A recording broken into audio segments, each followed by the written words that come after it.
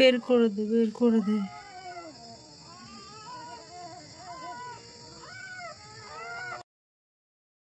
শুনেছি এরকম, কিন্তু এরকম কখনো ব্লগ বানাবো সত্যি আমি ভাবিনি। তো এই ব্লগটা কিন্তু আমি কোনো রকম ফেমাস হওয়ার জন্য বা আমি কিছু ভালো করছি এটা শো অফ করার জন্য করিনি। প্রথম কথা, ভালো করার বা কারো হেল্প করার আমরা কেউ না। আমাদের দিয়ে সে ভগবান যতটুকু চায় ততটুকুই করায়।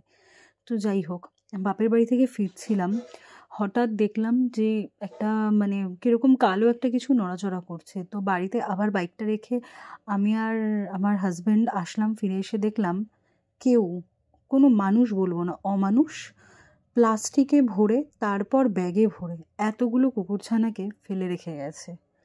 তো ব্যাপারটা হয় এখন, যে ব্যাপারটা কুকুর সব জায়গায় আমরা দেখতে পাই, তারা কুকুর বাচ্চা দিচ্ছে, এই দিচ্ছে। হ্যাঁ, সবাই বাড়িতে এত বাচ্চা পালা সম্ভব না, এটা আমার পক্ষেও সম্ভব না, কিন্তু অ্যাটলিস্ট চোখ ফোটা অবধি, এইটুকু অবধি তো ওয়েট করতে পারতো তার মার কাছ থেকে।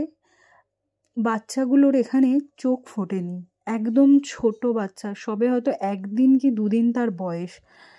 এতটা তাদের এমার্জেন্সি ছিল, এতটা অমানুষত্ব বোধ তাদের দেখানোর ছিল যে বাচ্চাগুলোকে সোজা ফেলে রেখে গেছে, তাও পুরো ভিজিয়ে।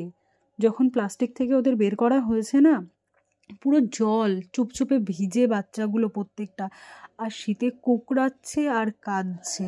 তো যাই হোক, বেশ কিছুক্ষণ আমরা মানে আধ ঘন্টা ধরে ডিসাইডই করতে পারছিলাম না কী করা যাবে, কী করা যাবে। প্রথম কথা, আমাদের বাড়িতে কোনো গেট নেই, আর আমাদের বাড়িতে অলরেডি 3টে স্ট্রিট ডগ থাকে যাদের জন্য রান্না করা হয়, খাবার দেওয়া হয়।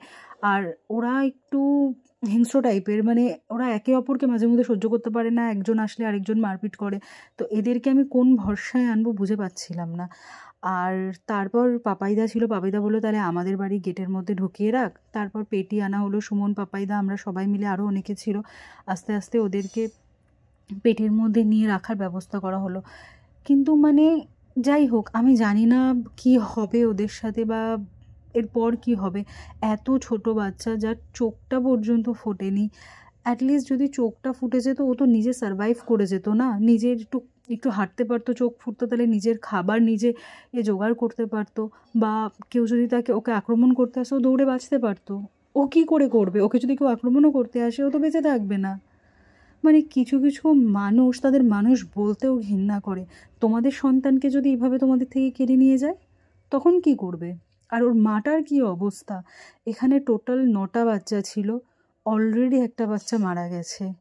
আমরা যখন রাখছিলাম তখন দেখলাম অলরেডি একটা বাচ্চা, তার মধ্যে এই ছোট্ট বাচ্চাটা তার মধ্যে মারা গেছে, সে আর নেই, 8টা বাচ্চা বেঁচে আছে।